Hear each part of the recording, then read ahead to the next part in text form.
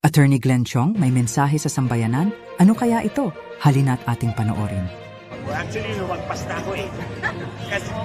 Kasi di ba doon sa kabilang side na pauwi ko, so umikot na ulit ako bumalik ko rin. Salamat, sir. Sa may ganito. And gusto ko magpasalamat sa inyo for protecting us, for showing your support sa amin. Alam ko na ang issue ko dapat ay election fraud. Yung pandaraya sa ating halalan. Nakita ko doon, nandun ang spokesperson ng COMELEC.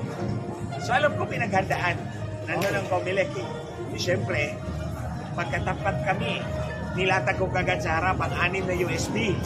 So may dala pa akong tatlong envelope na nakakapal plus isang pula.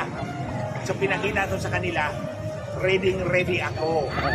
Hindi fake news ang pandaraya sa halalan. Exactly. At doon, napag-alaman ko, di ba, ang sabi, dito ko na lang sasabihin sa inyo, wala na kasi akong social media eh.